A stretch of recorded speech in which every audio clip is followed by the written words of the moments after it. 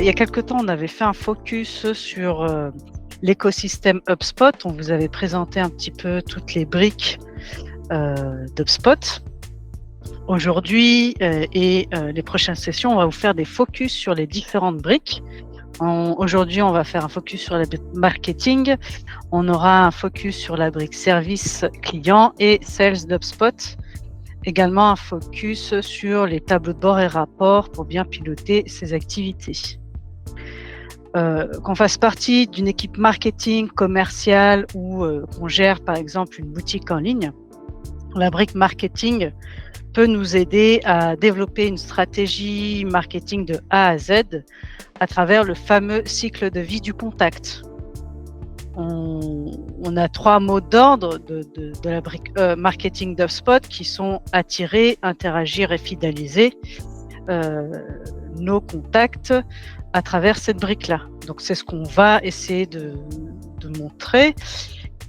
C'est pas de voir en détail cette brique marketing, mais je pensais plutôt vous présenter 5 fonctionnalités incontournables de la brique marketing. Et ces 5 fonctionnalités qui peuvent servir au quotidien, que ce soit pour la mise en place d'actions, le suivi, le pilotage et l'amélioration, optimisation de ces actions. On va commencer par l'incontournable tableau de bord. Le tableau de bord marketing ici présent. L'idée des tableaux de bord, soit vous en avez un en commun, soit vous en créez un pour vous-même. On a le choix dans HubSpot de définir quelle est la page d'accueil, d'atterrissage quand on se connecte à HubSpot. Il est fortement conseillé, bien sûr, d'avoir des tableaux de bord lors de la connexion et de définir quels sont les tableaux de bord les plus pertinents à afficher. Ici, on a un tableau de bord marketing. Donc, l'idée, c'est de suivre et piloter les données marketing. Tout est bien sûr personnalisable. On a à disposition de nombreux rapports dans HubSpot qu'on peut déjà récupérer, personnaliser pour les implémenter dans des tableaux de bord. Mais vous avez tout à fait la possibilité de créer de nouveaux rapports si besoin. Ici, par exemple, on a un premier rapport qui nous permet de suivre les performances par rapport aux différents canaux. On a ici de sessions avec ce tableau de bord, ce rapport avec une sorte de tunnel avec le nombre de sessions. Ensuite, la conversion en nouveaux contacts. Donc, contacts, soit des leads, des prospects, des visiteurs, et la conversion ensuite en clients. Donc, on va suivre dans le temps les sessions de session à client. On a également l'entonnoir de phase de cycle de vie qui est assez intéressant, où on va pouvoir suivre les performances et le passage d'une phase à une autre. Donc là, on a par défaut dans HubSpot des phases de cycle de vie qui sont déjà définies. On va très bien pouvoir les personnaliser demain si besoin, en fonction du business model qu'on a à disposition. Ensuite, on a, en fonction des différents canaux de communication, d'acquisition, de marketing qu'on a mis en place, on a des stats un peu plus détaillées. Ici, on a, par rapport aux pages et donc des formulaires intégrés à ces pages, on va avoir des stats sur les vues, nombre de soumissions, nouveaux contacts, les taux de transformation, taux de conversion, etc.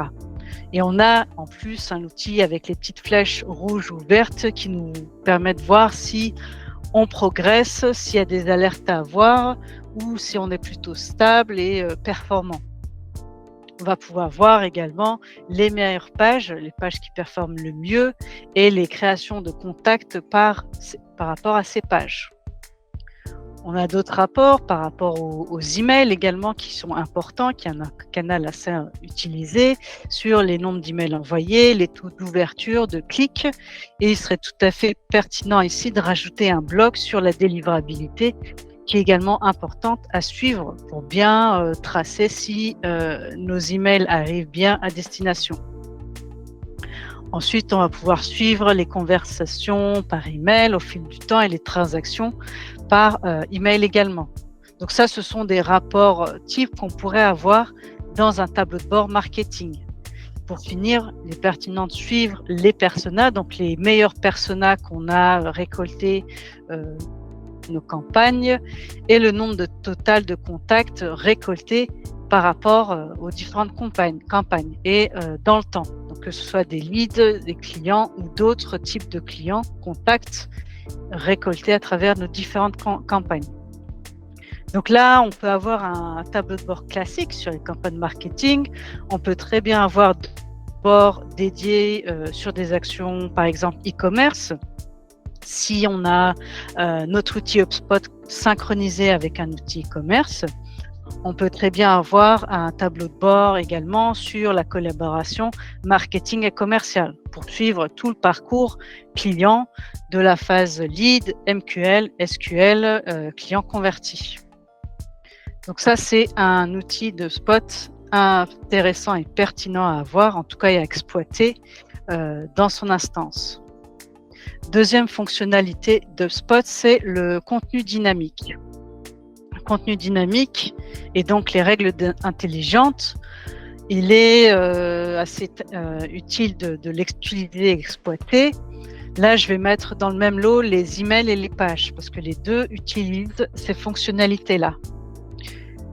Aujourd'hui, on utilise beaucoup les variables de personnalisation, donc les petits libellés qu'on a en plus dans les emails ou les pages si besoin. On va juste dire bonjour Madame Martine, vous habitez à telle ville ou autre. Et donc là, on est dans un premier niveau de personnalisation de la communication. Je pense qu'on peut aller bien plus loin dans la personnalisation de la communication en utilisant ce qu'on a à disposition, c'est-à-dire les règles intelligentes. Par exemple, un petit contexte, vous vendez des box de produits régionaux et vous allez mettre en place un événement qui s'organise, on va dire, sur Lyon. L'événement est limité, on n'a pas assez de place, mais vous souhaitez quand même inviter les clients qui habitent sur la région lyonnaise, donc les Lyonnais et autres régions autour. Dans le même email, je vais avoir ce bloc-là d'informations, donc tous les contacts vont voir ce bloc-là, mais les Lyonnais, eux, vont voir en plus ce bloc-là. Donc, grâce à la règle d'intelligence, je vais pouvoir définir, je vais chercher une liste de cibles qui indique que cette liste va targeter les contacts qui habitent dans Lyon et région lyonnaise. Et pour cette cible-là, cette liste-là, je vais afficher en plus un bloc. Là, on est sur un contexte, par exemple, de ville. Vous avez un parcours d'achat et vous voulez cibler des produits en fonction, soit des produits féminins ou masculins. Dans le même email, vous allez afficher des contenus différents. On pourrait avoir une partie commune et ensuite une partie différente en fonction de si on target des hommes ou des femmes avec des produits affichés en fonction du sexe. Donc là, on reste sur le même email, mais on apporte un autre niveau un peu plus poussé de personnalisation. Pareil pour les pages, vos landing pages par exemple, vos pages de destination, vous allez très bien pouvoir afficher un bloc en plus de personnalisation. On va pousser par exemple un bandeau ici. Ce bandeau sera seulement visible pour les contacts enregistrés dans le CRM qui, si on reprend notre exemple, qui habitent la région lyonnaise, donc dont la ville par exemple est à Lyon ou ville autour de Lyon. Et seulement les personnes inscrites dans le CRM qui habitent Lyon ou la région lyonnaise par ce bloc-là. Et ça, c'est plutôt utile si vous voulez avoir des actions un peu plus poussées. Là, on pourrait totalement avoir un bandeau sur un événement qui va avoir lieu à Lyon. On peut également pousser des bandeaux sur des relances de panier ou des bandeaux pour promouvoir des produits. Donc là, ce seraient les personnes qui ont acheté les produits d'une gamme A. Et là, on veut pousser des nouveaux produits de cette gamme. Donc, on va un peu plus loin sur la personnalisation et l'expérience également client, utilisateur à travers les sites. Là, je parle de la page landing page, mais je peux très bien avoir des pop-up également qui s'affichent en fonction de certaines cibles, de certains segments qui visitent le site web. Donc, on a un premier niveau de personnalisation via les libellés. Et pour aller plus loin, on va afficher des contenus, on va adapter le site en fonction de la cible qu'on a sur notre site. Bien sûr, si elle est inscrite et enregistrée dans le CRM. Une troisième fonctionnalité qui est intéressante et pour moi qui est indispensable, ce sont les workflows. Les workflows, c'est la base de l'automatisation pour toutes vos actions, qu'elles soient commerciales, marketing, techniques, si vous avez par exemple des interfaces en place ou de relations clients. Et ces workflows vont vous permettre d'automatiser vos actions selon des critères et des déclencheurs définis au préalable. Et quand on parle aussi de workflow, on n'est pas nécessairement dans des actions marketing. On peut très bien assigner un contact à un commercial, mettre à jour des données, envoyer des notifications internes, renvoyer vers des autres workflows, par exemple, ajuster le statut d'un contact, soit sa phase de cycle de vie, mettre sur le contact en marketing ou non marketing. On est vraiment sur diverses pour tous les contacts du CRM. Les déclencheurs également peuvent être variés. On peut avoir comme déclencheur, on a différentes options à disposition autour du contact de l'entreprise ou d'autres modules à disposition dans le CRM. Et là, ça peut être une relance de quelqu'un qui n'a pas validé son panier au bout de 2 jours, quelqu'un qui a répondu à un formulaire spécifiquement, quelqu'un qui a un contact qui a changé de persona. C'est peut-être une réclamation également qui n'a pas été mise à jour depuis plus de 2 jours et autres. Donc, on a différents types de déclencheurs en fonction des données et des modules qu'on a à disposition dans HubSpot. Là, par exemple, j'ai un parcours de bienvenue. Quelqu'un a acheté un produit dans mon site.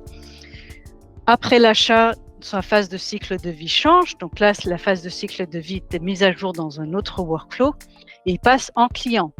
Donc, j'attends un petit peu avant de lui envoyer un premier email de bienvenue. Donc là, bienvenue, je souhaite la bienvenue à ce client-là. Je lui apporte quelques informations sur l'entreprise et ce qu'on fait.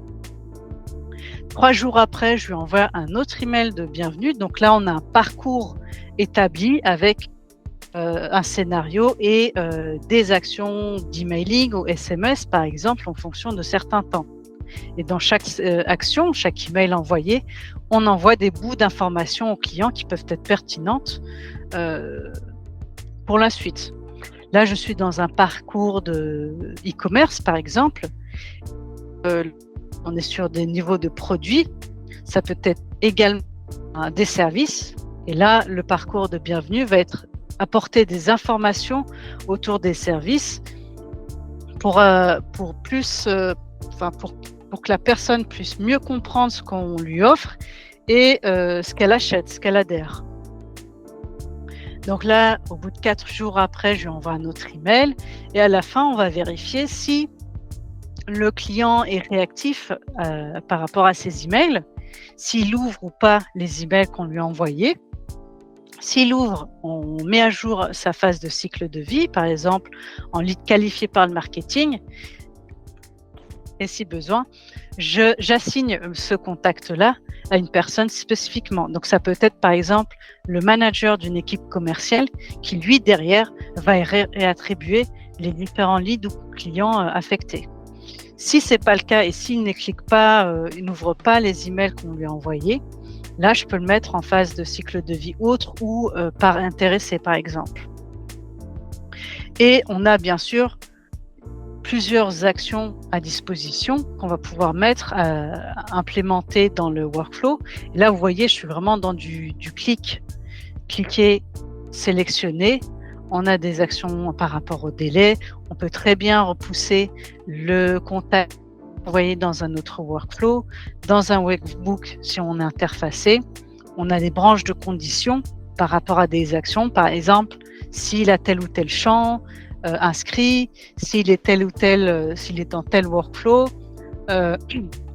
des actions marketing, s'il a ouvert, cliqué un email ou autre. On va pouvoir mettre en place des communications internes, donc envoyer des notifications internes si besoin.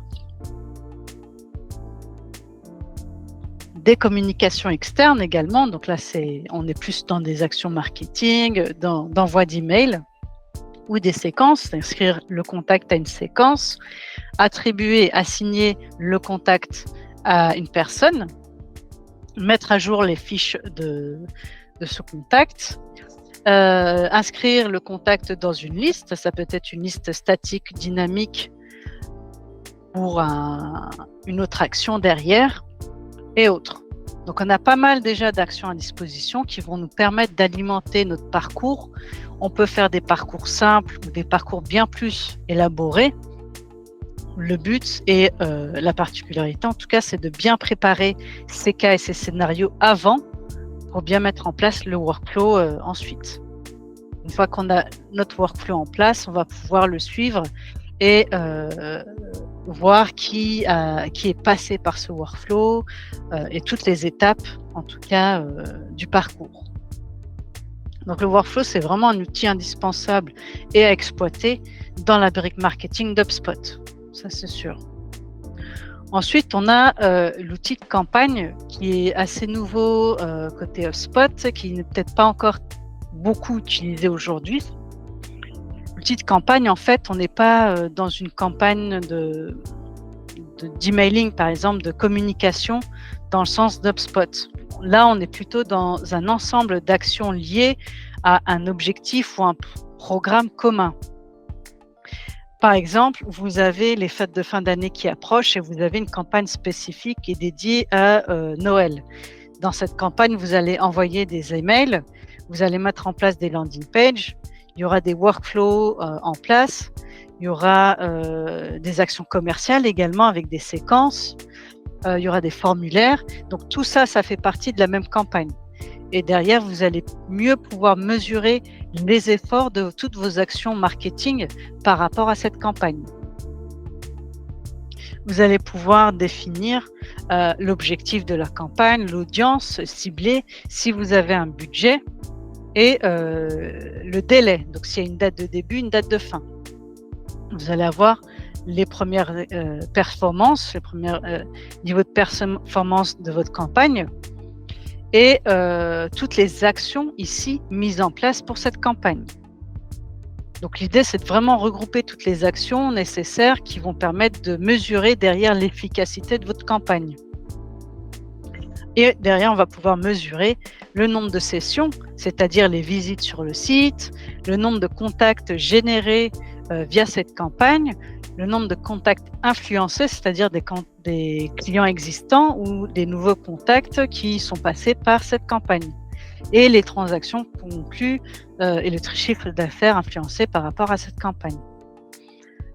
Derrière, vous avez le niveau d'attribution par rapport au type de ressources, aux différentes ressources sur cette campagne, les différents éléments et si vous avez créé des tâches derrière par rapport à cette campagne. Donc on peut très bien avoir des campagnes d'événements comme les fêtes de fin d'année, des relances de panier, des parcours de bienvenue, des actions de fidélisation et autres. L'idée, c'est vraiment d'avoir un élément, un groupe d'objets qui vous permettent de mesurer l'efficacité de vos actions marketing autour d'un objectif commun. Donc, aujourd'hui, c'est peut-être pas très exploité parce qu'on passe directement au workflow et aux emailing directement, mais l'outil de campagne pourrait apporter un plus, en tout cas dans la gestion de vos campagnes et surtout de vos différents canaux de communication. La dernière fonctionnalité que je voulais vous montrer, c'était la partie réseaux sociaux. On peut en effet connecter HubSpot à vos comptes de réseaux sociaux. Je pense notamment à Facebook et LinkedIn qui peuvent être pertinents et intéressants d'exploiter. Et cet outil-là va nous permettre de créer et de publier du contenu sur les différents réseaux sociaux sélectionnés. Derrière, on va bien sûr pouvoir suivre les engagements à travers les réseaux sociaux. C'est un canal comme les autres qu'on va pouvoir intégrer également dans les campagnes, ce qu'on a parlé juste avant, et qui va nous permettre en tout cas de développer la notoriété et de mettre en place des actions d'acquisition, d'engagement, de fidélisation, plein de différentes actions en plus des canaux traditionnels comme l'emailing. On peut penser qu'on a déjà en place, par exemple, on peut déjà gérer les posts directement d'un Facebook ou LinkedIn ou Twitter. Oui, mais HubSpot nous apporte des fonctionnalités en plus qui vont nous permettre d'exploiter et d'aller plus loin dans la récupération des données via les réseaux sociaux. On va pouvoir planifier les différents posts en masse, c'est-à-dire via un import d'un fichier Excel, on va préparer tous les posts qu'on va vouloir mettre en fonction des différentes dates. On a juste à importer ici le fichier Excel préalablement préparé et on va planifier en masse tous les posts à publier derrière. Ça va nous permettre ainsi de gagner du temps et de l'efficacité pour passer plus de temps sur des actions plus concrètes derrière ou de suivre ces actions-là. On retrouve une interface assez similaire à Facebook, par exemple, la création de posts sur Facebook où on va pouvoir mettre un bout de description, un bout de texte, un média, une vidéo, une image, date de publication. Et on va pouvoir associer bien sûr la campagne des réseaux sociaux, le post, à une campagne marketing créée. On va pouvoir ensuite suivre et analyser bien sûr les performances de nos posts sur les réseaux sociaux. Et là, on a un petit board dédié aux réseaux sociaux. Donc, on peut très bien rajouter et avoir en plus dans les tableaux de bord qu'on a vus plus tôt. On a par exemple le nombre actuel de followers pour chaque compte qu'on a actif sur les réseaux sociaux. On a le nombre de messages publiés, les interactions par rapport à ces réseaux sociaux, les clics, les partages, les impressions et vues et les sessions. Et bien sûr, derrière, les nouveaux contacts générés grâce aux différents posts publiés sur les réseaux sociaux. On a également l'outil ici qui n'est pas utilisé, mais l'outil surveiller qui permet de suivre les mentions sur les réseaux sociaux. En fait, vous allez pouvoir détecter si par exemple on parle de nous sur les réseaux sociaux, hop, on va avoir une alerte. Et si on met en place un système d'alerte et de notification en interne, un agent ou un commercial ou quelqu'un du marketing peut très bien rebondir directement sur le post et interagir avec les clients. Imaginons que ce sont nos clients, donc on va pouvoir interagir avec eux directement et créer un petit peu du lien avec eux. Et si ce sont potentiellement des leads à fort potentiel, eh ben on va s'inscrire un petit peu plus sur ces posts et on va un petit peu implémenter notre marque et notre petite graine sur les différents posts qu'il y a en cours. Donc, se connecter HubSpot aux réseaux sociaux, c'est d'une part mieux gérer sa présence sur les réseaux sociaux, pouvoir exploiter derrière les données qu'on va récolter des réseaux sociaux, parce que n'oubliez pas que sur une fiche de contact, vous avez le contexte au centre. Vous avez le contexte, hop, si je prends une autre fiche,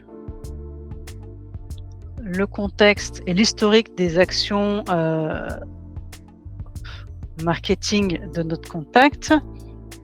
Et on va pouvoir voir si il a reçu des emails, s'il est actuellement inscrit à un workflow et s'il a interagi par rapport aux posts dans les réseaux sociaux. Donc, on a une vision globale du contexte et de l'historique de notre contact. On a fait le tour des 5 fonctionnalités que je voulais vous montrer de la brique marketing d'HubSpot. Ce sont 5 fonctionnalités à utiliser, en tout cas, qui sont assez pertinentes. Et comme il nous reste un peu de temps, je voudrais quand même vous montrer en bonus une autre fonctionnalité qui n'est peut-être pas encore utilisée beaucoup, mais qui peut être très utile dans la partie email. Quand on envoie un email, surtout dans un contexte où on envoie beaucoup d'emails, je me remets, on a la brique ou la fonctionnalité analyse et activité. L'analyse, elle vous donne une vision globale et des stats liées à vos emails. On a une vision directe ici du nombre d'emails envoyés, les taux d'ouverture, taux de clics, taux de réponse, la livraison aussi qui est importante. Là, on voit que le taux de délivrabilité est à 97%. Il y a peut-être une alerte ou un petit point d'attention à apporter pour améliorer en tout cas ce taux-là. Et on va pouvoir analyser directement les rapports et performances de nos emails envoyés. Ensuite, on a l'activité. Ici, on va pouvoir analyser. On a des outils en plus qui nous permettent d'analyser les résultats obtenus par rapport aux emails envoyés. On va pouvoir voir, vous voyez, il y a des petites recommandations de la part de HubSpot en fonction des résultats des taux et il nous indique s'il y a des petites actions à faire par rapport aux différents taux. Donc, on a différentes couleurs également, des codes couleurs en fonction de l'importance des actions à mener. Là, on est dans le rouge parce qu'il y a quelques actions à mettre en place pour réduire le taux de rejet permanent ou le taux de désabonnement, même si les taux ne sont pas catastrophiques. On a les taux d'ouverture qui sont assez bons, on va dire, mais il y a peut-être des choses à mettre en place pour les améliorer. Et derrière, HubSpot nous propose des recommandations pour améliorer la performance de nos emails. Donc là, il se base sur les 5 derniers emails, les 5 emails les moins performants et il nous donne des petites astuces pour améliorer le taux. Par exemple, ici, l'abonnement, comment le réduire, taux de clic, comment améliorer le taux de clic et taux de rejet ici. Donc, c'est un outil assez pratique qu'il ne faut pas négliger et qu'il faut exploiter si on a la possibilité, parce qu'il vous permettra d'améliorer en tout cas les performances de vos emails et donc votre présence et votre relation avec les clients. Donc voilà pour le tour en tout cas des top fonctionnalités de la brique HubSpot. Comme on a vu par rapport au tableau de bord, les données sont bien sûr personnalisables et l'idée c'est vraiment d'utiliser au mieux et d'exploiter au mieux ces fonctionnalités, surtout si elles peuvent vous aider à améliorer vos performances et autres. Voilà, je vous remercie pour votre attention. N'hésitez pas si vous avez des questions, en tout cas, vous savez où me joindre. Et je vous souhaite une bonne fin de journée.